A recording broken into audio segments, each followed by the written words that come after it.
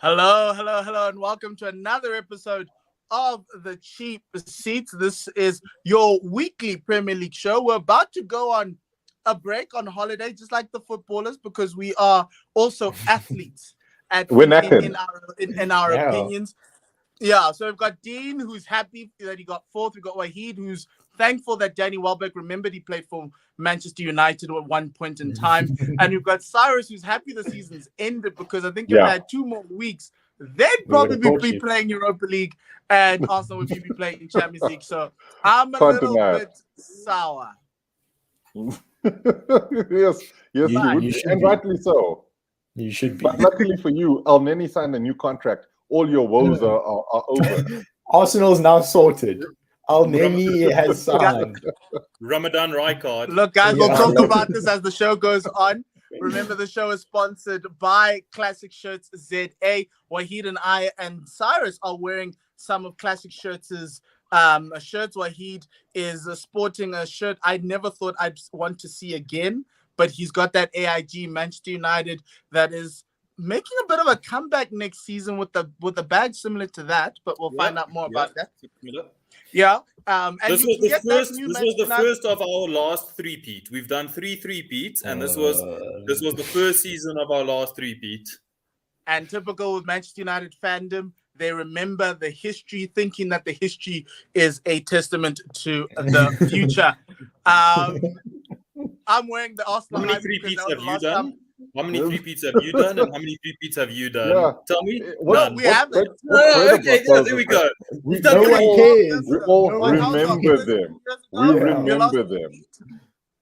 So and that's why. why. So remember, you can go to Cheap Seats 50. Have a look at their website. Go check out their Instagram page. They've got some new kits for the new season. We will showcase them in the early season when the new season starts, because that's going to be always incredible. Remember, you can do the discount code as well. There will be discounts at the end of the season, so you can maybe look and see if they do have some things are going along. But remember, our discount code is to remind them that we sent you. So now today the show is a season review. Manchester City, not United. Ooh, it's not 2010 anymore. Manchester City. No three-peats. Yeah, Manchester City have now won their 4th title in 5 years. Pep Guardiola is a domestic bully. And so I thought, let's have a review and actually discuss whether this was a good season for City or not. All the other teams, look at the top 6 teams, try to figure out what happened with their season, what didn't work. So we're going to start with the champions. They came close. I think it was 2 points. We're in it. Manchester City. Dean, what did you make of City's season? And were you, because they were defending champions, were you happy with their progress? What did you make of their season? I mean, if we're looking at a purely Premier League point of view, it's tough to say you haven't done well when you go from first to first. So they won the thing. We're probably a little bit closer to Liverpool than they would have liked. They showed a little bit of cracks, if you want to call it that, in the last 2 games with West Ham and at the weekend with Villa. But overall, I mean, as a City fan, you've won the league.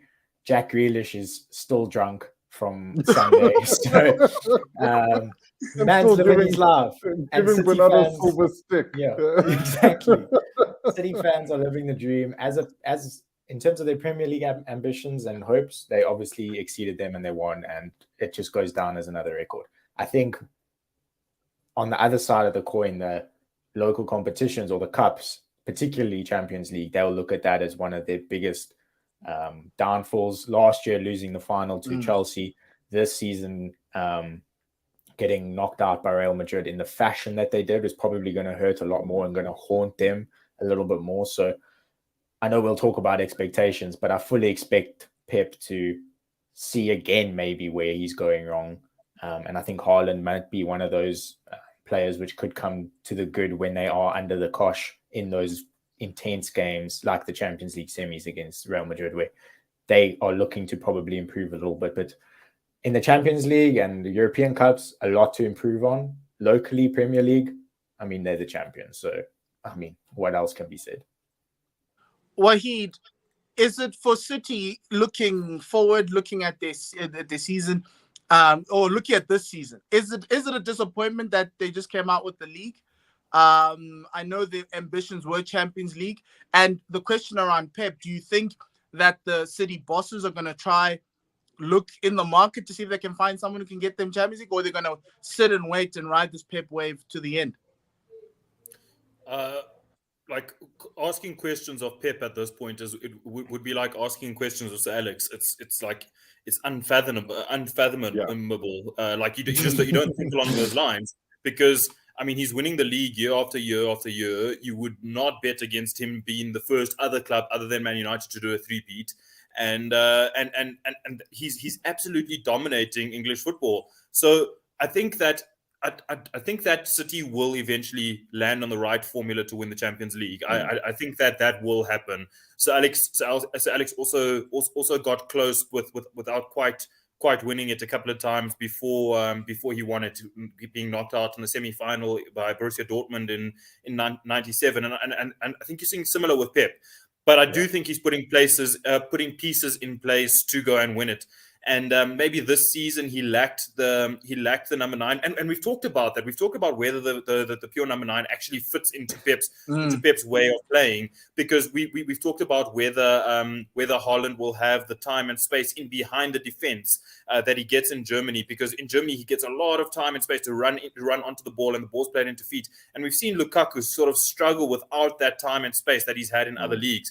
So you wonder if Haaland will have that time and space, but you also wonder if Pep's sort of moving towards a different system in which he accommodates a number 9. He wouldn't have bought 2 thoroughbred number 9s in Haaland and Alvarez if he wasn't planning on accommodating a number 9 in his system. So I suspect City will continue to dominate the league. Was the season a failure? I don't think so. I don't think a season is ever a failure when you've won the league. When you walk away calling yourself the best in the land, it can't be a failure. Do City have their eyes set on something bigger? 100%. Who wouldn't in their situation? But I think they do understand that there's building blocks, and Pep is working towards winning that Champions League. Yeah, City are building some sort of a dynasty here in the Premier League. Yes, it feels like they're that marathon runner who masters the 42 really well, but the 10K is the one that is struggling with him. Cyrus, there are goings in, goings out. There's rumors, obviously, news that Jesus is not coming back. Sterling is probably going to move on. Obviously, Haaland is coming back in. Are there any areas in that City team that they might need to strengthen? I know Alvarez and Haaland are in. There might be light on the wingers with Ferran Torres having left. And Sterling looking to go out. Any other areas where they can improve to make sure, because this is the hardest one. You're the champion. You've been the defending champion twice now. How do you improve? So to look at Sir Alex's playbook, you always have to make some minor tweaks and adjustments. That's how United stayed top for so long, is that they never rested on their laurels and thought what we have is great. And you're seeing Liverpool doing the same thing, bringing in Luis Diaz, who has been a revelation for them. And also a bit of security if they lose any of their top players. I still have this sneaking feeling that Sadio Mane is going to leave Liverpool, but we'll talk about them shortly. I think the thing for me about City is that they've got a lot of different areas they need to improve on. Fernandinho in particular, he's out. Now, obviously, you've got Rodri playing really well, and so he fills that role, but they don't necessarily have a natural replacement for Fernandinho who can actually, give them that defensive solidity when they need it. And then to go to the points that Wahid and Dean were talking about the striking department, I think it's a little even bigger than that, and it's about game breakers. When City were under the cosh, they didn't have enough game breakers. Everything fell on the shoulders of Kevin De Bruyne, and interestingly enough, when they took Bernardo Silva off, they had this sense of what can we get, and this is where Ilkay Gundogan is such a strange player, because he weighs in with 2 incredible goals, but that's not necessarily his role, right? And perhaps this is what German football is that you go out there and you do stuff because we need you to win, and I think that's where City have really, they would have struggled if they didn't have 1 or 2 other really interesting pieces to call off the bench. They wouldn't have won that game. But then, having said that, they also had injury issues, and nobody spoke about it. Having to play Fernandinho in your defense, was an absolute dog show for them, and it showed in the last 2 games of the season. So you get Haaland, it gives you a striking focal point. Pep is clever enough to know how to integrate him into the team, and he'll have had his ideas around him right from the beginning. But then look at the guys that they're supposedly going to let go. Sterling will be a bit of a loss, but he hasn't contributed in a while. Gabriel Jesus has actually just come back to playing really well, and he's been invisible for almost a season and a half, really. Put himself in the shop window, though. 100% put himself in the shop window. And Arsenal also, and Tottenham are fighting for him, so watch him go to Real Madrid. They need a striker. There's a lot of they need. Okay, we'll talk about that. But Real Madrid are in the market for big name signings. Missing out on Neymar kills them on 2 fronts. Firstly, they do need the personnel if they want to, try and go for the championship again. But the second thing is marketing.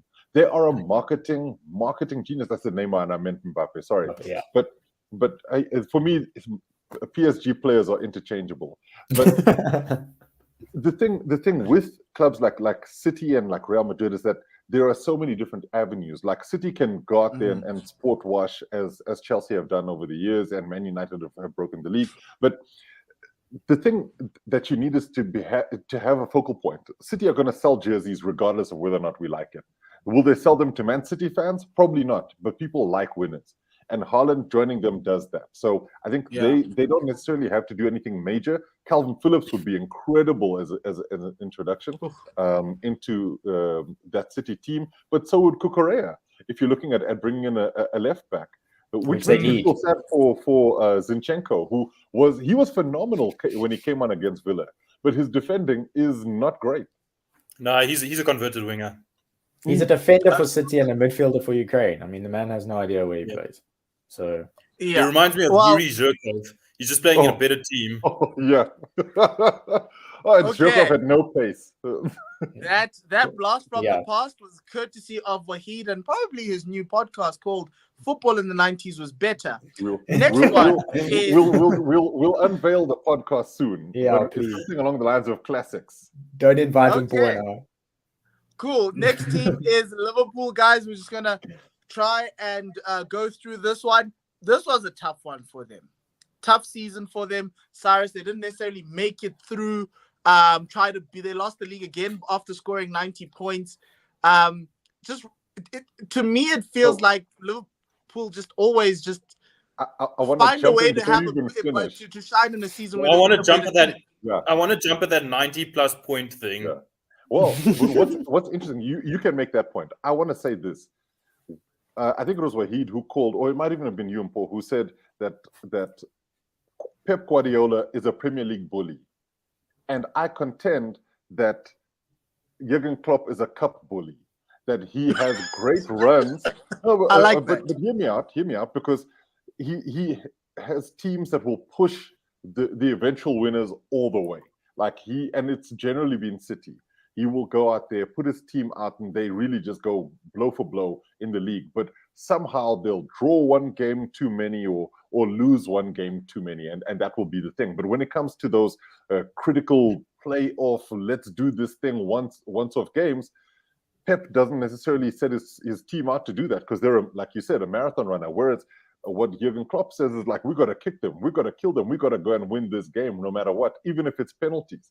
And I think that's one of the key mentality things that has changed, or rather is different around the managers and the clubs. Liverpool won't look at this season as being a disappointment. Being league champions would have been incredible for them, because also that probably would have lined up. At the very least, they'd be like, we are treble winners, and not like the previous treble that they won. But this would, a domestic treble, has that really been done? Not sure. Ask your boy. I don't think who's the expert on three-peats. No, City did it. Yeah, I think City are they were the first ones to win the domestic treble. And so this talk of quadruples, it really, that is the I absolutely hate that. I just want one trophy, guys. Do you know how hard it is to watch a team win almost 4? It's interesting. I'll take anyone, because dude, but the Carabao Cup, a manager that wants that, and you just don't want to watch it. Look, But this is where Conte is going to shine next season, is that he's going to target one of those trophies. So to go back to Liverpool, I think that their key thing will be to try and hold on to as much of their talent as possible and get rid of the dead wood. Divock Origi, as great as he's been for the club, a cult hero, he's like Luis Garcia, right? He's weighed in with really important goals, had some really important moments for them, and they'll have banners of him, and he can go off and do whatever he needs to do in Milan. But they've already started the process of the evolution of this team. Luis Diaz is going to be the next big star on this team. And I feel Sadio Mane, there's always been this tension around Mane and Salah and what happens at Liverpool. And Salah and Mane both having contract issues and both not necessarily knowing what's happening with their future. Now Salah, I believe a few minutes ago, has said, yeah, I'm going to stay.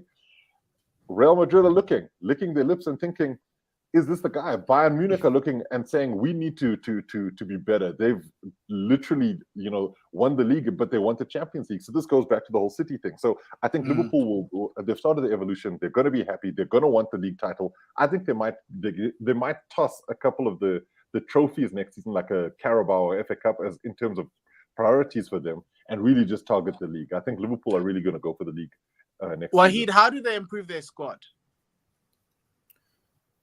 Oh, it's a tough one. Improving Liverpool's squad depends on the outgoings and depends on what happens on with those contracts. Because right now, if you look at that squad is extremely balanced and extremely good, and you just need a little bit of an evolution rather than a revolution in terms of just making sure that squad is fresh. And maybe you just look at the number 9 position and think that they could have a little bit more depth there, especially losing Origi. Firmino is getting on a bit, maybe not as effective as he was, and they've started using Mane as a false 9 at times. So maybe that's pretty much one of the only positions on the field I could look at and think that they might need another body in there. And then you start thinking about who do they go to. There was talk that they want to look at a defensive midfielder like Tchouaméni. But I'm not sure they're very like needy of one. They've got Fabinho. They've got a few players who can play in that role. Maybe moving on a player like Oxlade-Chamberlain could help their squad evolution. But yeah, I agree with Cyrus. I think what Jurgen Klopp has going for him is creating a siege mentality in the cups, in those one-off games, even in the Premier League. When you see he's got like a one-off game against City or towards the end of the season, he can get his team up and like geared up for a game like that, and they come out of the gates flying. And that's why I wouldn't bet against them winning the Champions League. I think they'll beat Real Madrid in the final. But it's whether they can do that every single game of the season, which Pep doesn't necessarily need to do that. He doesn't necessarily need to gear his team up, but they're so well coached and so well drilled that they're able to just go out and win every single game without even thinking about it. It's like it's so annoying. Winning games is muscle memory. You go to a City game and you just think, how the hell are you going to beat these guys? But that's why they're the only team in the league that can score 3 goals in 5 minutes, and you go, expected. Yeah. No, because you sat there in that Villa game, you're like, wait, I've seen this before, and it takes me back to It takes me back to those Arsenal days where I knew they passed the ball around, but I knew a goal was coming. It just felt like it was coming. And on the weekend, it was like, okay, they're going to suck this goal. If they don't score, the crowd's going to suck this ball into the net. Let's move on to Chelsea. This one's going to be fun for you, Cyrus. Because in the middle of the season, Putin started a world war. And it just set everything. And if, like, Spurs had a great second half, your second half wasn't that great. So much uncertainty. How do you feel? So, it is a season of missed opportunities. I feel as if there was a lot of optimism going into the season. And when you look at a lot of people's picks for who might win the championship, people had picked Chelsea because of the Lukaku signing and just how important he would have been for them. But I think the other thing about it is that as the season started to wear on, competitions, came and went, and they just kept playing and playing. Then you lose players to injury and season-ending injuries in Ben Chilwell's case. It then just became a little too much. And then obviously the Roman Abramovich sanctioning and thus the sale of the club has put such a weird cloud over Chelsea, who have, in the past managed to somehow operate at a fairly effective level, even under adverse circumstances. You look at the transfer ban of a couple of years ago, and that then led to, the emergence of a lot of the young players. So I think Chelsea will look at this season and say, man, it could have been a season of 2 cups and potentially a good league run. Right now, it's losses in 2 cup finals, but also having won the Club World Cup. Really, it's nothing of a trophy, but you've got to win the Champions League, one of those, in order to get into it. So there's that, and I think, and the Super Cup, which we hadn't won before. So, but no Chelsea fan is going, oh, at least we have the Super Cup. The Super Cup is like the Woolworths version of the Charity Shield. It really is. Yes, it really is. With chuckles. If we count that as a trophy, I count Audi Cup as a trophy. No, you can't. Sorry, you can't. We're trying, but you can't. Then you can't count World Cup. The Super Cup is for winners, and that's the thing. I don't think I'm being mean. It really is. You have to have won something in order to take it. So yeah. So next question: new owners, Todd Bowley coming in. What are you expecting as a fan? Is it same old, same old? I know some of the people who worked under Abramovich have gone. I think Marina has left. Apparently, she's staying. Oh, staying. okay. So the talk is that Marina Granovskaya and Bruce Buck are probably going to keep their jobs in the short term at the very least, because there's a lot that needs to be handled right now. And Todd Bowley and them don't have the experience. Who will they bring in to run the club as the changeover happens? So they need to have Marina there to conclude some of the deals that have been sort of put in place, in the early stages at the very least. And as much as I dislike Bruce Buck, he's also been at the president of the club for so long that he'll be there for the changes. I know Wahid's putting some comments here. Paul Mitchell is who they're looking at to bring in, but there'll be time. I think if they can hold on to Marina for at least the first half of the season, and then potentially the entirety of the first season of the Bowley takeover, it will change things. Because as much as we detested Peter Kenyon when he came to Chelsea, he was one of the reasons why Chelsea was hugely successful. He understood exactly what it took to run a winning. Some of us did too.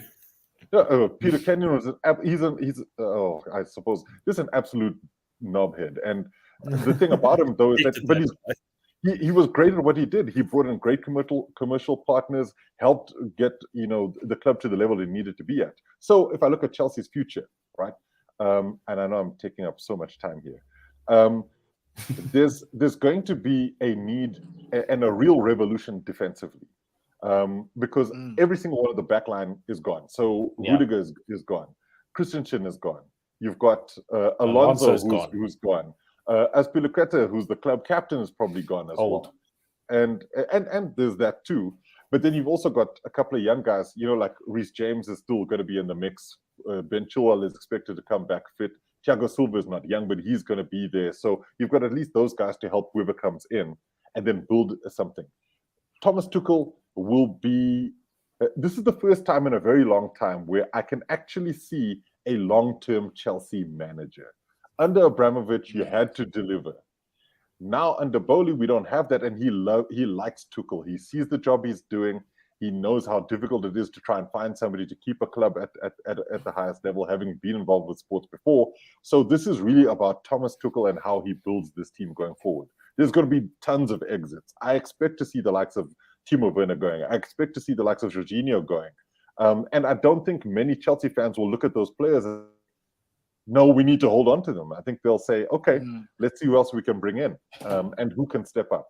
So, Cyrus, do you think maybe that a lot of teams, maybe Chelsea, who were probably the forerunners in doing it, and Man United sort of followed the Chelsea model post Sir Alex in a manager jumping on the manager merry-go-round? Do you think that maybe clubs in England have looked at the way City went about their business and Liverpool have in giving managers time? Pep wasn't very successful when he first came to England. He took a little bit of time betting in. Klopp too. They were given a lot of time and a lot of backing. Yeah. And do you think clubs like Chelsea, with their appointment of Tuchel, Spurs, maybe with their appointment of Conte, and Man United Conte, with their yeah. appointment of Erik ten Hag, have looked at those clubs and thought that might be a better way to go than jumping on this European merry-go-round of managers where we just all swapping managers every season. Ancelotti's been going on the merry-go-round. Ancelotti's had more jobs than shirts, I think. But let's not forget Arsenal have done the same with Arteta, you know. So this idea is, I think what we're seeing is that there's a level of investment that needs to happen. So I think the keys to success are this: investment, a project that you really believe in and that everybody's buying into, and time. Because somebody like Mourinho, you could tell it just wasn't working, but it also wasn't working because they bought badly. They hadn't really invested across the squad. And Spurs aren't the kind of club that have tons and tons of money to spend. You've got to go out there and buy quality, and they didn't do that. And I think with Mourinho, we just have to accept that what happened at Chelsea in the latter part of his second spell, what happened in Man United in the latter part of his spell, and what happened at Spurs were very, very similar. I know a lot of people are saying he's a washed-out manager and all sorts of things, stuff like that. But there was blame to be placed at both his door and maybe at the club's door. And he maybe chose badly 3 times in a row in terms of the next step in his career, in terms of going to a place where his hands were maybe tied and not being able to run the club as he saw fit. So I think maybe Mourinho is not the best example of jumping on the merry-go-round because, I think he was dealt a little bit of a bad hand 3 times over.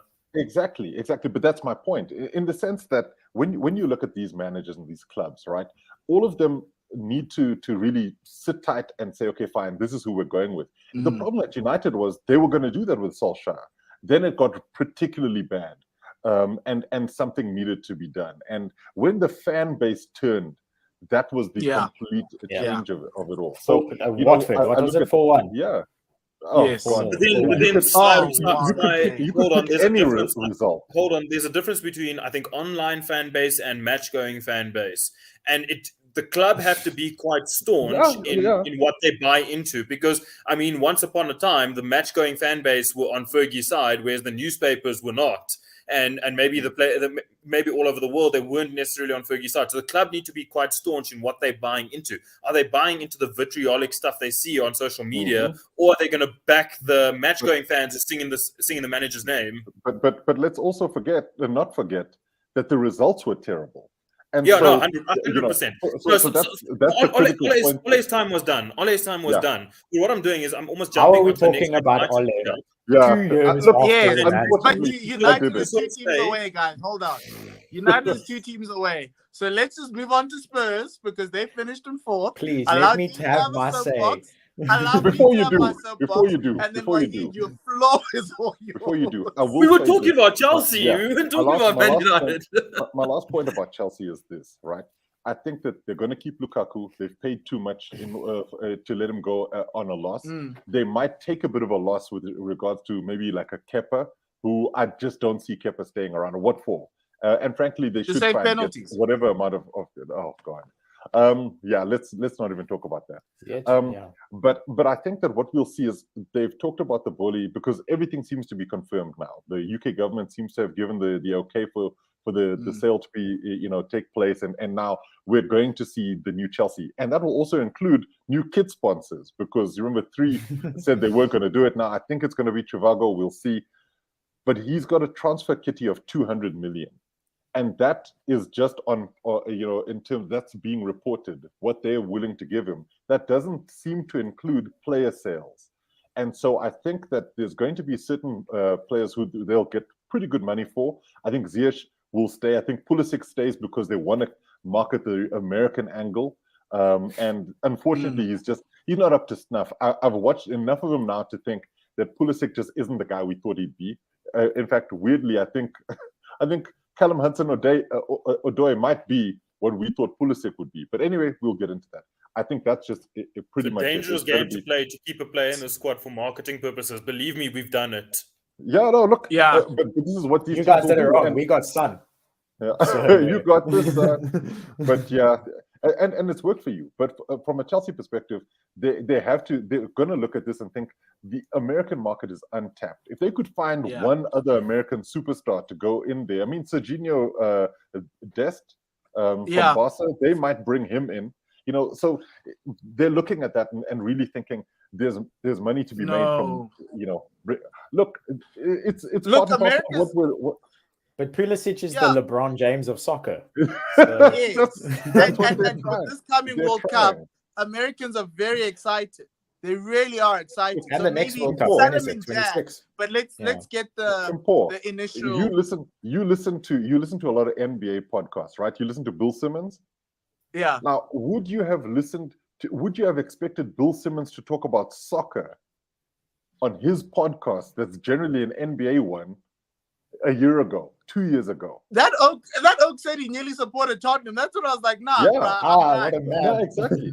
but you understand that suddenly the world has opened to the US in a sporting way that it had never done before. And they're seeing a lot more Premier League, and they're also trying to borrow a lot of European football ideas into a lot of their sporting contexts. And the same cross-pollination will happen. That's my 2 cents. Okay. One last question, quick one. Is top 4 an expectation for you next season? Oh, They're most 16th. certainly. Most certainly. And I'll say this, Chelsea will not just be aiming for top 4. What Tuchel has been saying the last 2 seasons is that gap between us and first place is too big. That's all he wants to do. If he was working on anything, it's to make that gap really small. So it's not just a 2-horse race, it'll be at least a 3-horse race. And that's what Chelsea want to be. They want to be competing there. Moving from 3-horse races to the team that's made it back to the Champions League. Congratulations, Dean. Yes, you can tell me Kulusevski's a great guy. Your season turned the moment Antonio Conte came into the manager's seat, and obviously Harry Kane and all the other drama. Do you think it's a missed opportunity because you finished the season with Son as the Golden Boot winner, Harry Kane on some sort of a heater, Kulusevski looking really good? But that start of the season could have had you thinking about a title. I think title is a little bit far, but I think if you speak to any Spurs fan, you definitely look at this season as 2 halves. They should have got Conte before Nuno. Obviously, I'm not going to spend time chatting about the coaching dilemma last year. Everyone knew Nuno was 7th choice. I've called him the Mourinho without the trophies. He should never have been a Spurs coach. He shouldn't have been. He shouldn't have been a Spurs coach. So if they had got Conte, I think he probably would have had a little bit more time in the summer, probably would have maybe recruited a little bit better than what we had, and may have been able to then push a little bit further and perhaps secure 4th earlier and maybe have a bit of a better run in the FA Cup or Carabao Cup. The problem is now that's all in the past, and Spurs fans all over the world are now looking at what is Levy going to do in the summer. Is he going to back him or is he not? And if he doesn't back him, our club is going to slip down very quickly. And if he does, we are then looking at a lot of great nights at the Tottenham Stadium and a lot of great nights across the world. So I think from the news that's come out, we've got 150 million injection. So similar to what Cyrus was saying, like the 200 odd. And I think that's already a sign that Levy is saying, I should have done this 3, 4, 5 years ago with Poch. I'm hoping that he's now saying, I've learned my lesson and I have to back the coach I have now, who has taken me from 9th position when he walked in the door to 4th.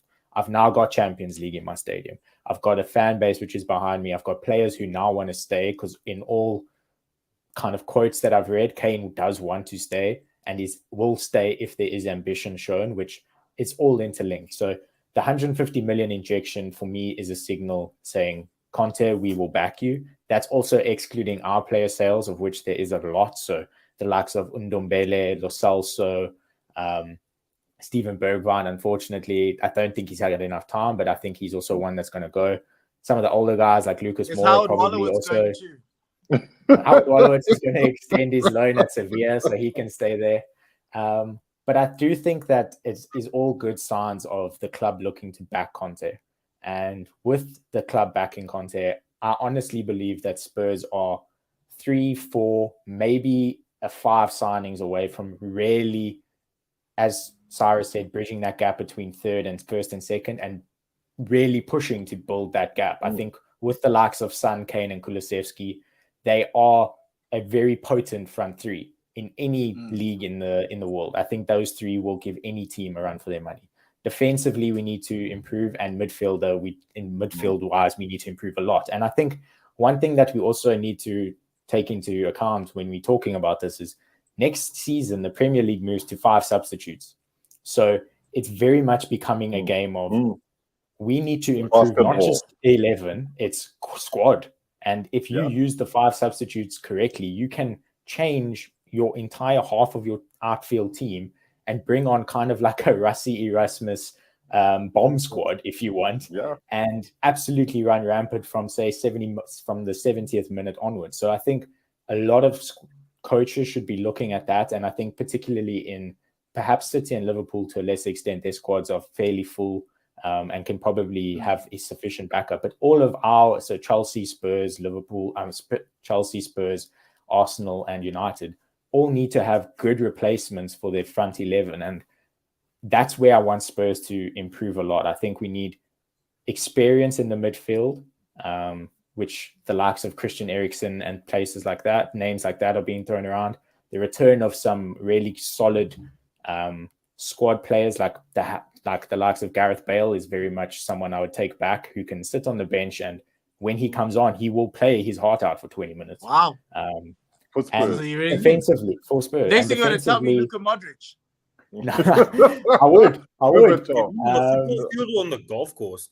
No, but I think there's a lot of good things about Spurs at the moment. It makes me very happy. I was very nervous on Sunday, and seeing the club do what I wanted them to do and show a little bit better ambition and more ambition now is what I want to see. And I really do think Spurs are close to bridging that gap. And I say it every year, but hopefully next year we get a trophy. In what positions need strengthening? We need a proper left-sided centre-back. So the names that are being thrown around is Bastoni from Inter Milan, which I can't admit to watching a lot of Serie A, but Bastoni or Skriniar from Inter Milan, they've worked with Conte before, and I think that could work. Two new wing backs is what we're going to need, because I think Reguilon is not working, Doherty is not working, Emerson Royale isn't working.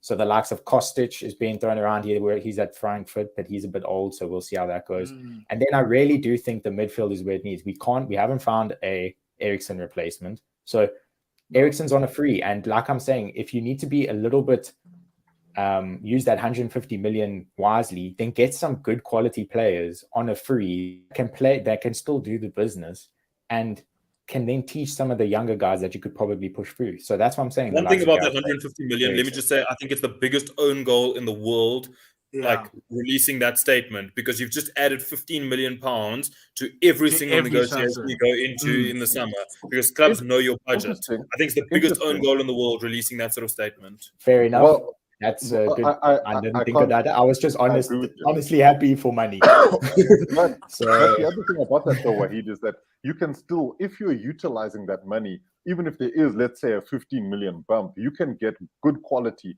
Spurs have often shopped at the wrong places, and now they're shopping at Woolworths. Yeah, and now we exactly. I don't know if they're going to do that. I think Paratici is the kind of guy who goes around town getting all of the deal sheets from all of the stores and seeing what value is, as opposed to just going to Woolworths and saying, yes, but let's be honest, the names that Paratici has got, Christian Romero, he is a top-class defender, right? Yeah. Kulusevski, I don't care what you guys say, he is the ginger. No, he's fantastic. Bentancur, proper solid. I was going to say, Bentancur is possibly the most important signing that Paratici made. Kulusevski is a great player, and he's done what he's needed to do. But Bentancur has done the really important thing next to Højbjerg, which was to really try and solidify your midfield. You don't have enough creativity going forward outside of Son. In fact, what Son does is he runs with the ball, and him and Kane have got a great interlink, and Kulusevski seems to have bought into that. But in terms of picking defenses apart, you don't have that. And frankly, there are very few players like that available. Perhaps this might be where you start looking at Man City and saying, how willing are you to hold on to Gundo? If I had to make a signing, Gundo is where I go. If I go shopping at City, I go there, take him. Gundo, or even Bernardo, but Gundo is that guy.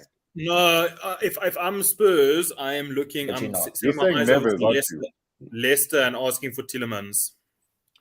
Well, There's Tielemans interest he'd be there as well. fantastic. Yeah, he'd be fantastic. But I think then isn't that's exactly the type of profile that Spurs could get without breaking the bank, without putting too much. I've got another one for you. Too much of an elevated fee, and is a player who probably has his eyes on that kind of logical career move rather than Gundogan, who's maybe going to move like using Spurs as a downward step in his career. Potentially, but I don't know if that. I mean, look, yes, City to Spurs, and I mean it from a trophies perspective, would be a bit of a downgrade. But you'd also look at somebody like who did, former Liverpool went to PSG, not getting game time. Wijnaldum, Jorginho. Gini Wijnaldum could also be somebody that Spurs could look walks at as well. into any team. Yeah, exactly. Walks. And so I look at for me, I'm looking at a player who might use it as a Tielemans. logical career step. Yeah, as in going up. And Tillemans would be great. I think. I mean, obviously, I'm cutting into Dean's analysis here because you talked about those areas. But I think that what we'll see, because Spurs clearly have the one thing most of our teams don't have, and that's an absolute world-class striker with an able-bodied replacement. I'm not counting Son as a striker. Yeah, Son is very much a forward. Two very good goal scorers. They're just unbelievable. And the thing with Spurs is that they've never had enough of the right pieces at the right time. So when they had good defenders like Sol Campbell, the guys up front were Stefan Iversen. I keep going back to that. And then when you had the likes of we had Modric and Bale together, but we didn't have any defenses to do that's anything. the thing. I cannot, for the life of me, if Spurs play Joe Rodon again, I don't honestly know what more I can say about Spurs. Because, but it's ridiculous, right?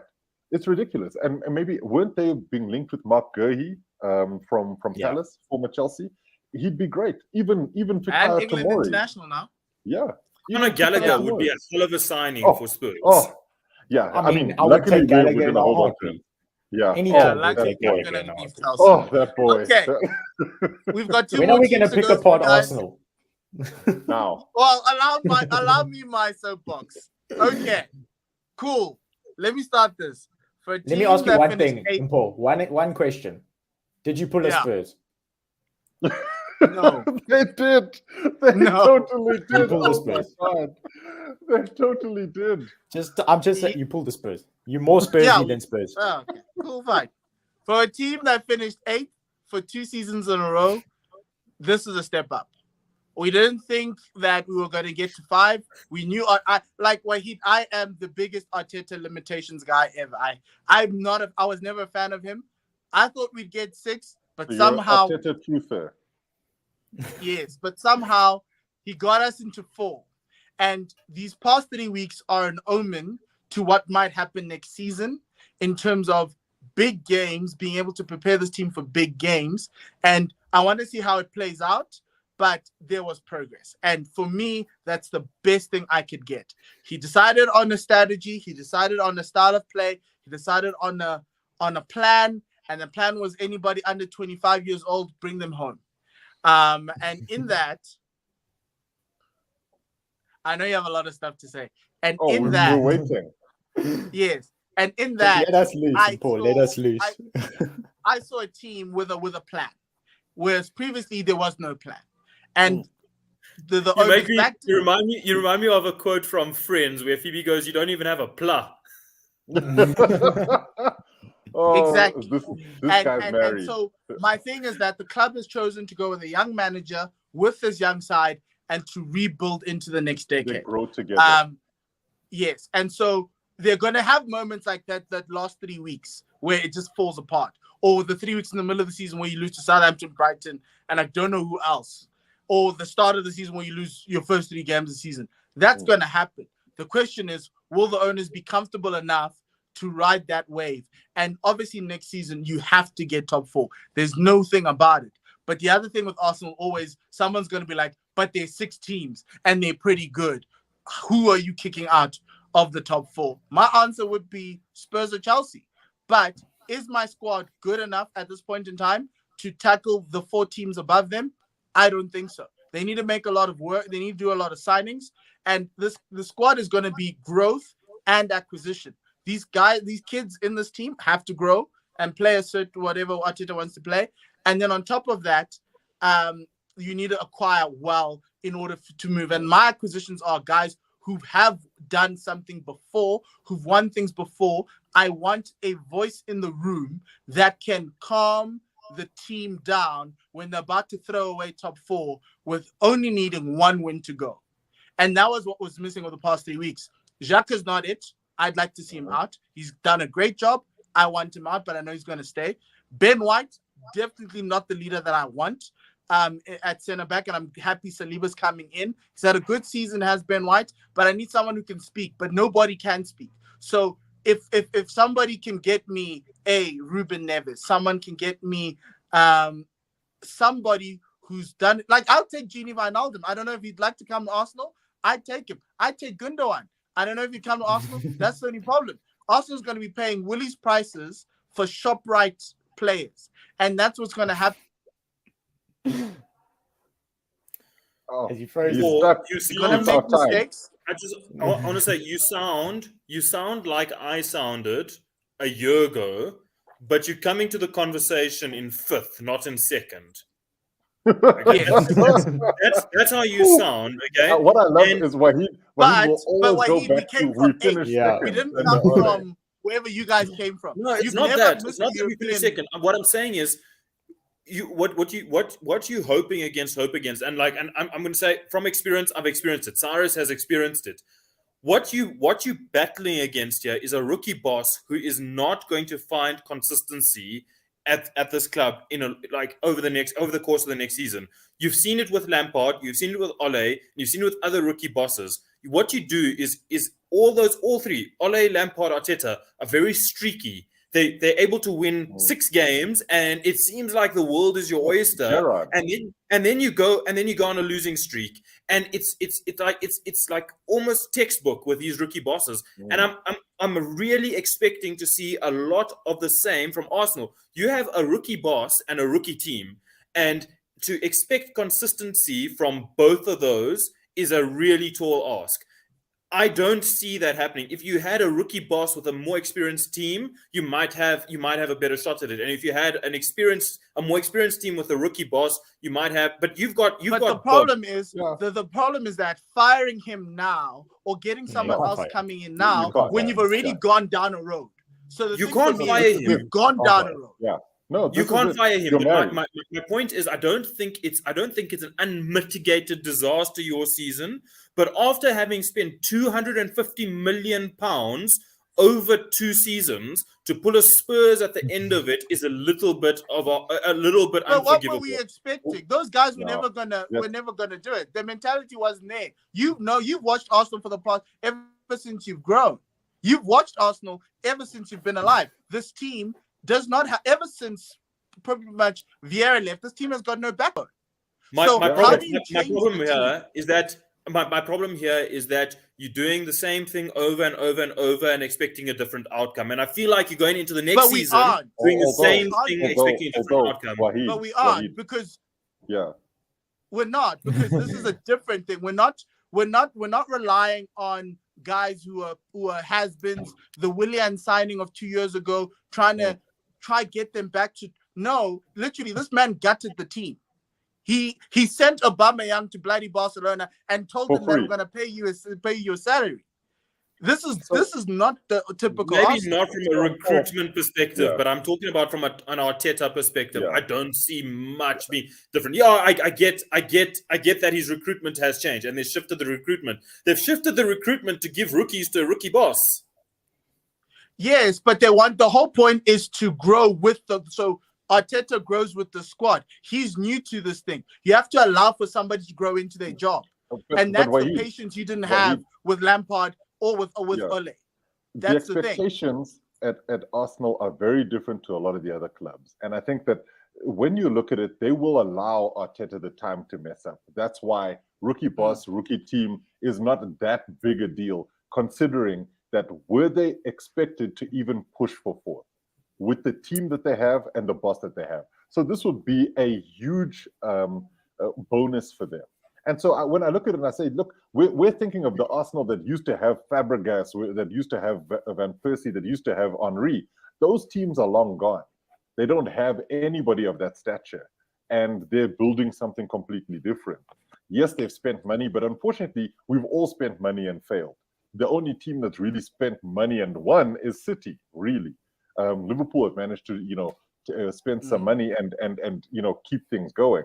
I know Dean has a point he wants to make here, but I will say this about Arsenal: I'm not down on them. I do think that the argument about who of those top four that are currently there are ripe for the pickings, and maybe it is Chelsea and Spurs. But it's Chelsea not really Spurs, top four, Si. It's because the top two are almost guaranteed. So it's four going into two. It's United, basically. United, Spurs, Chelsea, and Arsenal have to go into two. And that was going to be my point, because the league itself will be better next season as well. When you have the likes of West Ham, Newcastle, and potentially even Villa or Everton, if they can pull the socks up, as being teams that could be bogey teams that could trip people up. So I don't think the league's going to be as easy for the top two as it was this season. But the last point I want to make about Arsenal is this: when you look at the young players that they have and they're going to keep a hold of, there's a lot of optimism around them.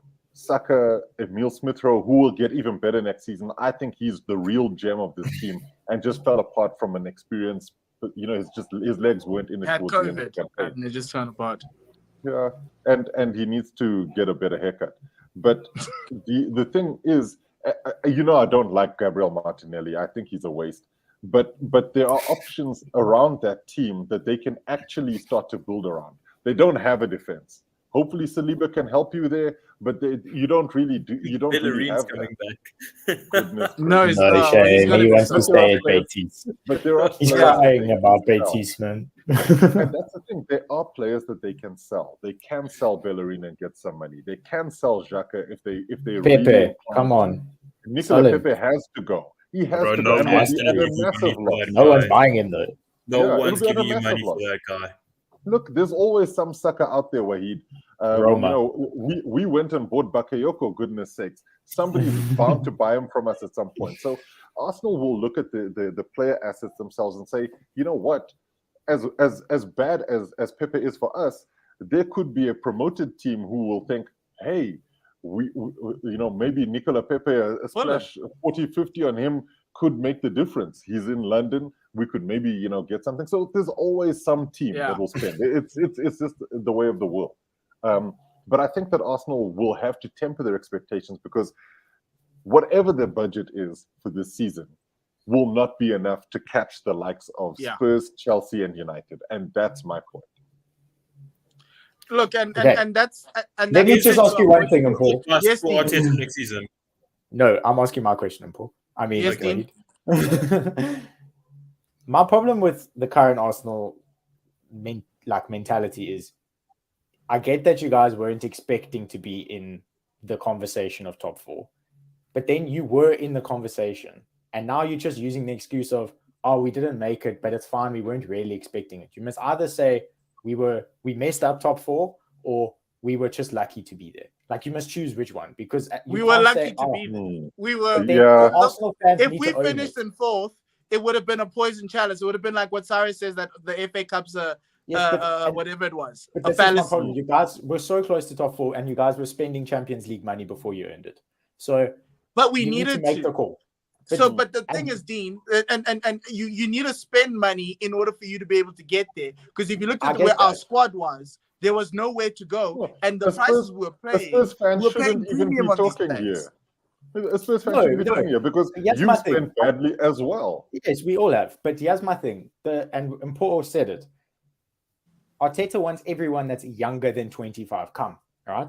But at the same time, you need experience and a voice, which comes with people that are older and have had experience. So you want a person that has loud and can pull the team together, but he's also under 23 or 24. 10 years experience on junior money. You are not going to get it. But you're not going to get it. So this is the interesting thing. You want to see if he can do that. If he can find that one player that he loves will listen to him is above 25. But the pond of people Marcus that you're looking for Rashford. goes from this Marcus to Rashford, this. he's going to Arsenal. Hell no. He's going to be your new Hell Welbeck. no. Hell no. Hell no. We've seen it with Willian. We're not doing that again. Okay, guys. Enough about Arsenal. Yes. Wahid, Danny Welbeck got you 6th, got you Europa League instead of Conference League. How are you feeling? I think if you guys saw my tweet, I was just like, I was so done with the season. I decided to watch United. I watched United's whole game. I didn't really watch the drama unfold at anywhere else. So I put myself through that. It was an unmitigated disaster of a season. Ole, I had a lot of hopes for Ole, and I think it also, like, apart from just being disappointed with the way the season went, it kind of broke my heart how our club legend left the club, and I think that was the season just couldn't have possibly gone worse. We saw a club legend leave the club in a sad way. We didn't want to see something like that. We saw our star boy get himself into trouble with the law and probably will never play for the club again. Or ever again.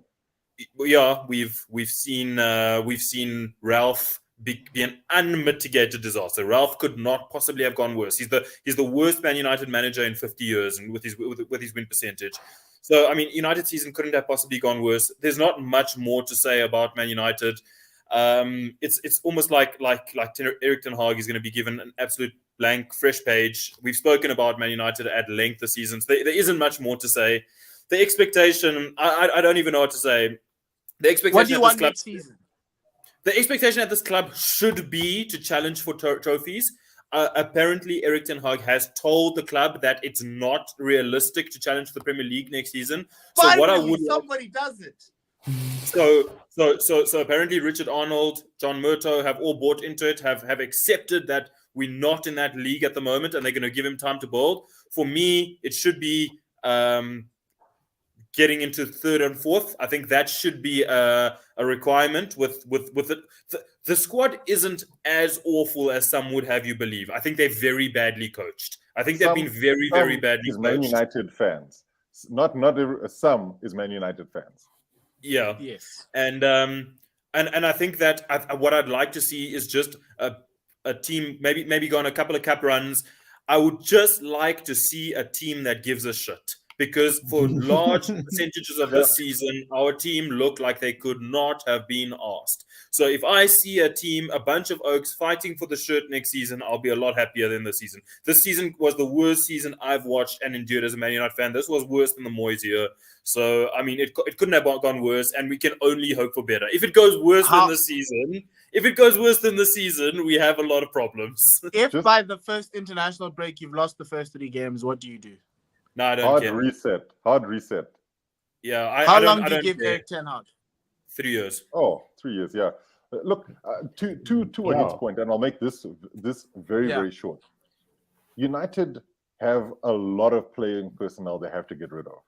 They also have to recruit wisely. I think it goes for all of our teams, that we've got a lot of dead wood that we need to get rid of, and we need to bring in good players. The problem, I think, is that pool of good players is really pretty small. And I think that Erik ten Hag will come in there with expectations to transform this United team. And I think he's got a bit of a free hit here because how badly Ralph has actually done as a manager. United fans will forget a heck of a lot if the team plays better football and they start to win 1 or 2 of the big games. No, I don't think there was a single big game United played in the season that United fans felt fairly confident going into. And no, when we played Spurs, we beat them both times. I felt like we were going to smash them. You're also conflating big games with Spurs. But anyway, but my point being, Liverpool, City, potentially Chelsea, and obviously Spurs and Arsenal will be biggish games. And none of those games where you're like, yeah, we've got these guys. And that needs to change. And if Ten Hag can get a win over Liverpool or a win over City, he'll pull the team on board, and everybody will be in the same page. I think number one is He just needs to fix the spine. I think if he gets the spine fixed, a centre-back, a centre midfielder, and a centre-forward, I think the rest might fall into place around it. There are good players around the squad. Jadon Sancho is not a bad player. He had a bad season. I think the same goes for Harry Maguire. Not a bad player, had a bad season. There's a lot of players who are not bad players but had bad seasons. Marcus Rashford, for me, good player, bad season. I know Cyrus disagrees. But if we can get the players around that spine playing well, I think we'll be much better next season. I don't think it won't go worse. I give you my word, it won't go worse. Okay. That's one final thing. The last thing I just need to say is, you've got Ten Hag. He's not going to be the next Ferguson. Let him be the first Ten Hag. That's it. Yeah. Simple as that. Okay. Yeah. We're going to leave it at that. Let Ten Hag be the first Ten Hag. All the best. Well, thank you very much, guys, for a great season. Everybody who watched, we appreciate that you have been taking time out of your day to watch us. So thank you very much for that. We'll be back closer to when the season starts. And after that, the next season starts with all the expectations that everybody else here has provided. So long off season. Enjoy. I hope your team buys really well. Outside of that, all I can say is goodbye, good night, and lesale kakagis.